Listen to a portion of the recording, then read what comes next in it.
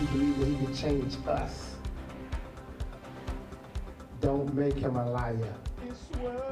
Tonight on DC News Now, remembering the life of a Prince George's County activist killed a week ago. Plus, it's been 83 years since the bombing of Pearl Harbor. Just ahead, a look at the ceremony here in the district for the fallen service members.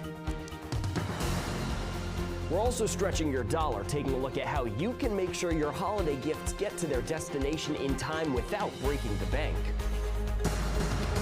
And it's going to be chilly tonight, but what about your Sunday? Will it be a little milder than what we had today? Stick around for my answer coming up. And then we'll introduce you to a DC teacher going well beyond her job description to help the next generation. You're watching the station covering all of the DMV. This is DC News Now. Good evening, and thank you so much for joining us for DC News Now at 10. I'm Max Marcilla. Ben Dennis has the night off. Starting in Maryland tonight, police in Prince George's County say 2 men are dead following a shooting in Forestville. Officials responded to Surrey Square Lane around 9:25 last night, and there they found 2 men who were shot in a parking lot. They were both brought to the hospital where they both later died. That investigation is still ongoing. And that deadly shooting taking place just a day before people gathering tonight to remember a man who lost his own life to gun violence a week ago. Cornelius McDonald devoted his life to make streets safer for everyone. And DC News Now's Dave Laval tells us how the community is remembering the activist. The Staples in Largo, Maryland became more than just a place to buy office supplies Saturday. People gathered to remember one of the latest victims of gun violence. Candles burned bright in the Staples parking lot, a tribute to a life whose light burned out way too soon. We got to start showing more love than hate. Rico Scott recalls his cousin, Cornelius McDonald, better known to those as Neil. The 33-year-old lost his life November 30th when Prince George's County prosecutors say 35-year-old Terrell Bailey shot McDonald during an argument in the parking lot of Jasper's restaurant. McDonald's family said Neil tried to break up a fight between Bailey and another man. We got to stop all this senseless violence, y'all. It has to stop. I don't want to do any more of these in 2025. McDonald helped start Stay Solid for Mental Health, a nonprofit organization that advocates against gun violence. He loved his community. He loved his family. He loved his friends. Maria Butler is McDonald's mother. She's dealing with more grief 5 years after gun violence took the life of another son, Devin. My strength comes from you guys, from all of the wonderful things, to know that my son touched each and every one of you in his own way. It's very strengthening to me. So this is where I get my strength from. Bailey remains held without bond. His preliminary hearing is scheduled for January 2nd. McDonald's funeral will take place December 17th at Landover's City of Praise Family Ministries. In Largo, Maryland, Dave Laval, DC News Now.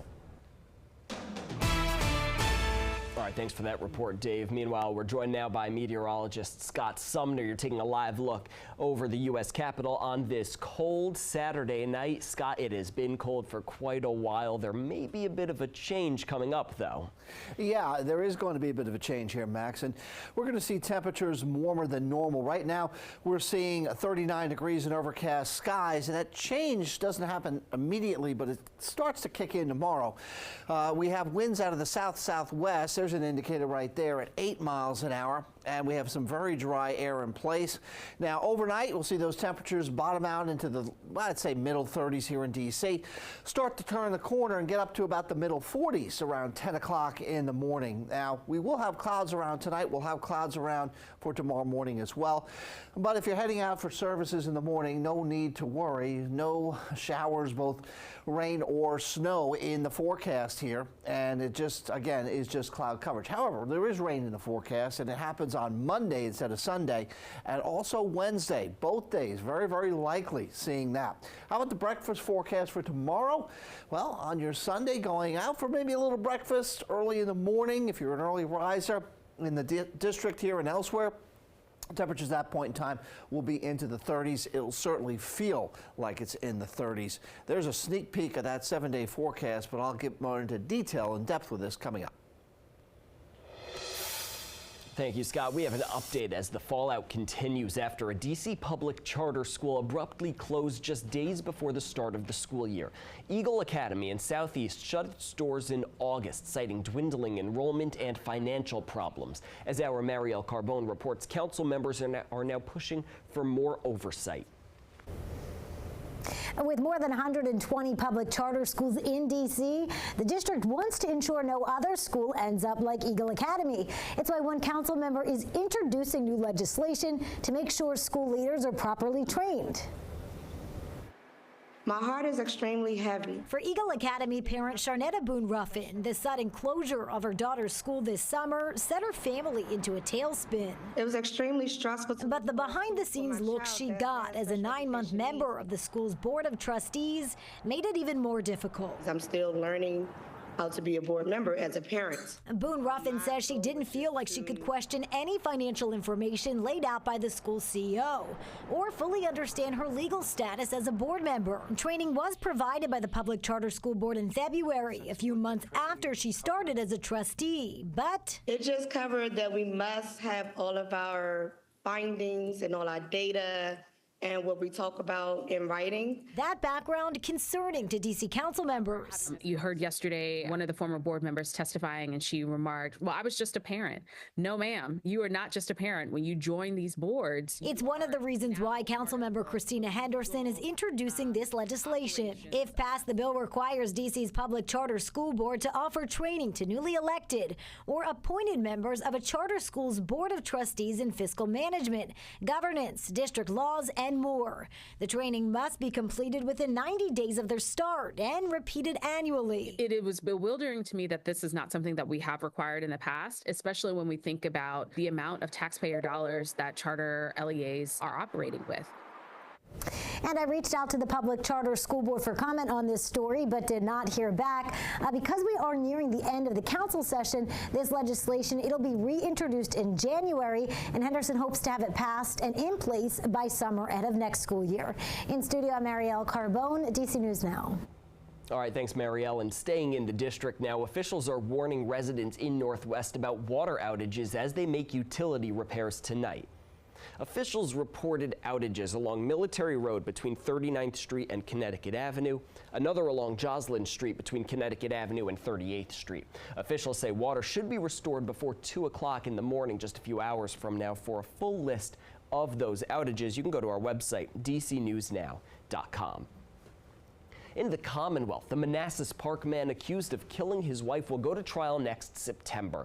Naresh Bhatt is now facing new murder charges after his wife Mamta Kafli Bhatt disappeared in late July. Investigators now say the blood they found in the couple's home matched Mamta's DNA. Naresh was set to go on trial next week for the one original charge of concealing a body. But earlier this week, a judge decided to consolidate all 3 charges into one September 2025 trial. Mamta's supporters left court with mixed feelings, vowing to show up every day until her family gets justice. Thought that they were going to go ahead with the pretrial for the concealment of the dead body, but they decided to go ahead and just put it all in one, which probably does make sense for the court's time. But for a lot of us, we were anticipating this day since he was arrested. So we are a little disappointed, but we do have faith in the justice system. Now, there's also a hearing in March to decide whether Court TV will be allowed to broadcast the trial. A popular sports camp in Northern Virginia destroyed in a fire. Officials tell us it all started at this nearby home that caught fire first and then spread to the center, which is just behind the home. I spoke with the general manager of the Kids' Choice Sports Center in Woodbridge, who says its future is uncertain. It was a Thursday night fire that destroyed a business right before one of its busiest times of the year. This is a picture of both Prince William and Fairfax County firefighters battling the 3-alarm fire. And Friday, the signs of a building that took a beating. We just hit prime time. This week was our busiest week for everybody starting their indoor winter sports. General Manager Linda Bradshaw says she and her son were inside the Kids' Choice Sports Center, getting ready to open for many other kids when they smelled smoke. And then I walked out the door on my other side, which faces the soccer field, and the whole back wall was ablaze. This is that wall. It's now behind a fence as the fire marshal continues to investigate. Whether it's going to be something we can tear down and rebuild or just gut out and rebuild, we just don't know anything until the insurance gets in there. In the meantime, the owner telling us they are working to find a temporary spot because they have no idea how long it'll take for clinics and events to come back here. We're sorry it happened, he told us off camera. We feel bad they're left out literally in the cold. Hang in there and hopefully we can get something else going. A call for patience as the work to rebuild begins. I just know I love this job and I love keeping the kids busy. I love myself being able to run around the building and just be there with them, and that'll be missed for a little while. Now, the owner of Kids' Choice Sports Center is raising money to rebuild after the tragedy. They say the money will go toward paying the staff, supporting the family of 4 directly impacted by the fire, and supporting community members who rent the facility. All right, we're switching gears now. We are remembering and honoring the victims who lost their lives during the Pearl Harbor attacks on this date 83 years ago. The bombing killed more than 2,300 U.S. servicemen. Officials at the Navy Memorial in D.C. presented a wreath in remembrance of those who lost their lives on that fateful day. We caught up with one serviceman who says we have a lot to learn from the brave soldiers who laid their lives on the line for the United States. We're remembering them, we're honoring them, we're recognizing them, we're making sure that the sacrifices they made and the lessons that they've taught us are carried on year after year after year. It's been 83 years, but the lessons are still as relevant then as they are now. And Congress officially designated December 7th as National Pearl Harbor Remembrance Day back in 1994.